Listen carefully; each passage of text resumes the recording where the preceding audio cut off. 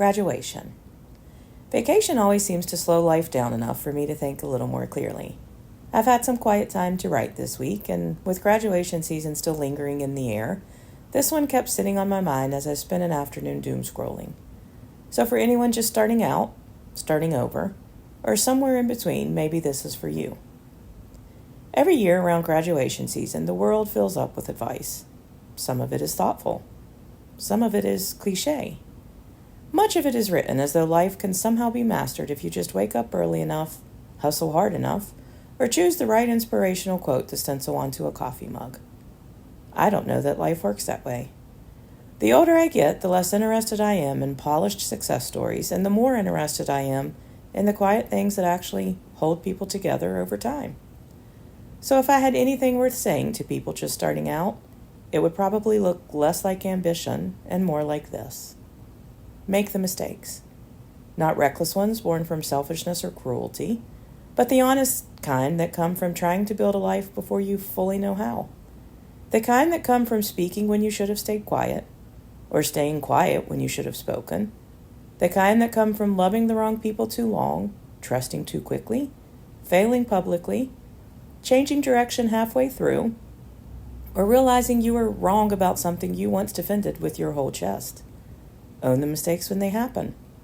Learn from them. Apologize when needed. Repair what you can. But do not spend your entire life demanding perfection from yourself or anyone around you. Perfection is a moving target, and if you make it the standard for every relationship, every decision, and every season of life, you'll eventually drain the joy right out of living. Most of us are simply learning as we go. And while we're at it, don't spend too much time worrying about what other people think of you. That sounds simple when you're young, but it is surprisingly difficult in practice. Entire lives get built around performance, around image, around trying to become whatever version of ourselves earns the most approval in a particular room. But eventually you reach an age where peace is more valuable than applause. So get to know yourself apart from everyone else's expectations. Learn what kind of work feels meaningful to you. Learn what kind of people make you feel more honest instead of more egotistical.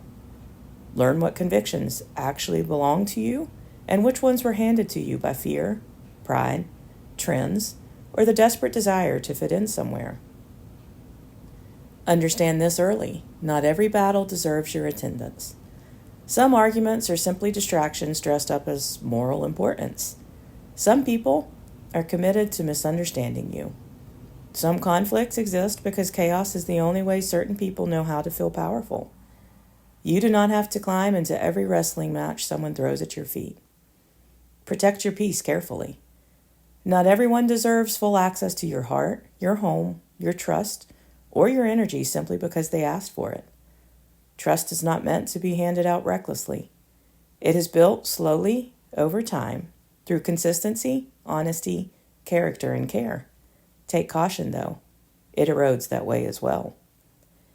Pay attention to the people who bring calm instead of chaos. Pay attention to the people who can handle your honesty without turning it into ammunition later.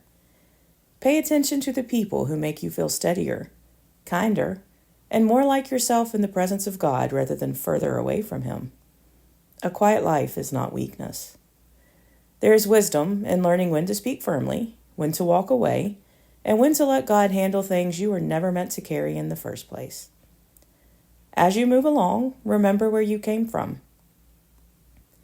Remember the people who loved you before you were something, the people who packed lunches, worked overtime, prayed in silence, patched holes, stretched groceries, forgave your worst moments, and kept showing up anyway.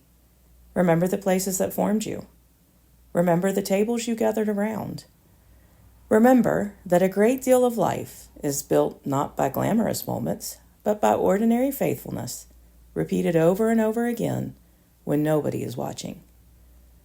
The world will tempt you to become cynical. Resist it if you can. For the love of all things holy and just, please keep your sense of humor. I mean that sincerely. Life is too strange and people are too complicated to survive without laughter. Some days, the only thing standing between you and complete despair is the ability to laugh at the absurdity of being human. Learn to laugh at yourself sometimes. Learn to laugh around crowded tables. Learn to find joy in ridiculous moments and inside jokes and stories that grow funnier every year they're retold. Humor softens hard seasons in ways pride never can. And finally, give grace freely. To other people, yes, but also to yourself.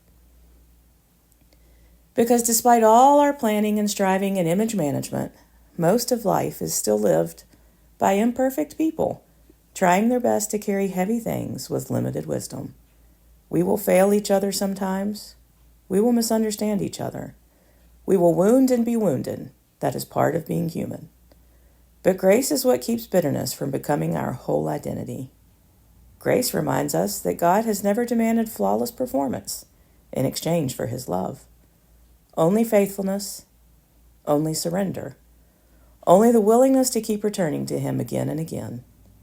And in the end, I suspect that matters more than anything else. Not whether we looked successful, not whether we won every argument, not whether everyone approved of us, but whether we loved God, loved people well, stayed soft enough to be teachable, and kept showing up faithfully through whatever life placed in front of us. There is very little a strong faith, honest work, deep laughter, and the grace of God cannot carry a person through somehow. Not perfectly, but faithfully.